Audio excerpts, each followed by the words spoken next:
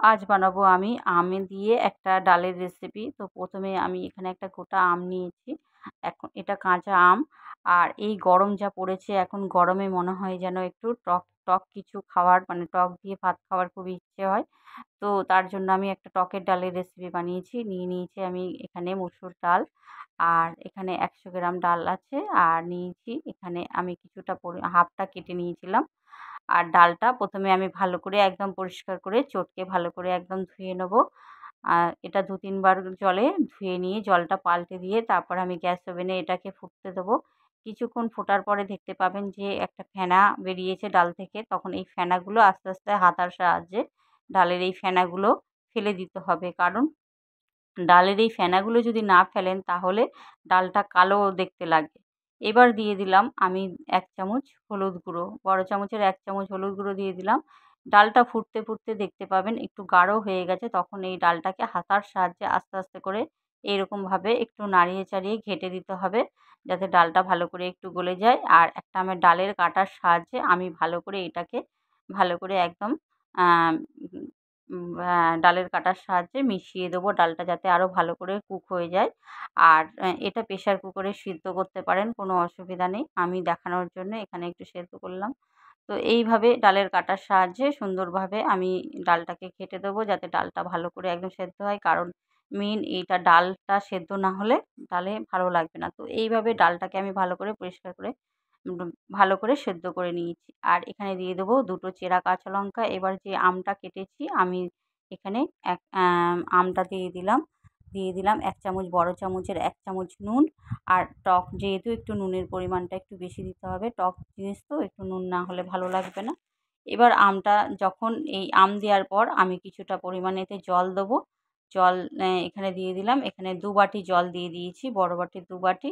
তো এটাকে দিয়ে কিছুক্ষণ এটাকে আমি আবারও ফুটতে দেবো। ডালটা প্রথমেই একদম জল বেশি করে দিয়ে দিলে হয় না, কারণ ডালটা ফুটতে দিলে অল্প পরিমাণে জল দিয়ে ডালটা ফোটালেই ভালো। তো দিয়ে এইভাবে আমি ডালটা ফুটতে দেবো। ডালটা আবারও আমের সাথে ভালোভাবে ফুটে যাবে আর সুন্দরভাবে।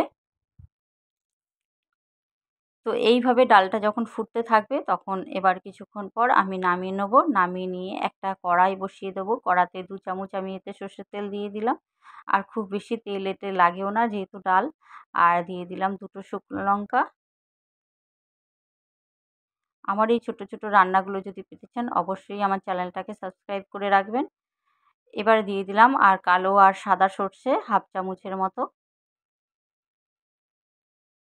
এবার এই শুকনো লঙ্কা, কালো সর্ষে আর দেবো একটু রাঁধুনি, অল্প করে একদম হাফ চামচের মতো রাঁধুনিটা দিলে এই ডালের সেন্টটা আরও ভালো লাগে।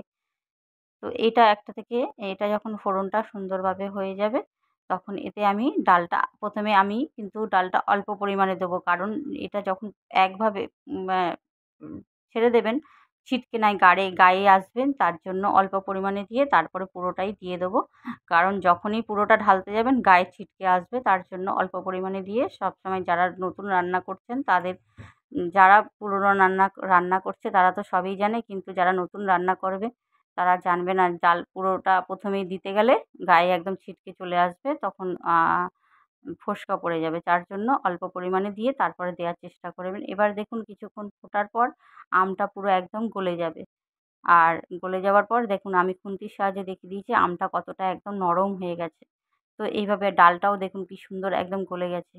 আমার এই ছোট্ট ছোট্ট রান্নাগুলো যদি আপনাদের ভালো লাগে তবে অবশ্যই আমার চ্যানেলটাকে সাবস্ক্রাইব করে একটা লাইক দিয়ে কমেন্ট করে জানাবেন আমার রেসিপিগুলো কেমন হয়।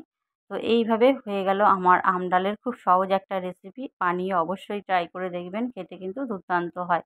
তো রেসিপিটা আমার পুরো রেডি হয়ে গেল। দেখতে কিন্তু খুবই সুন্দর হয়েছে। গরমকালে এইরকম একটা রেসিপি হলে খুবই ভালো লাগে। এর সাথে মানে এইভাবে গরমের সময় এই টকের ডালটা খাওয়াও শরীরের পক্ষে খুবই ভালো।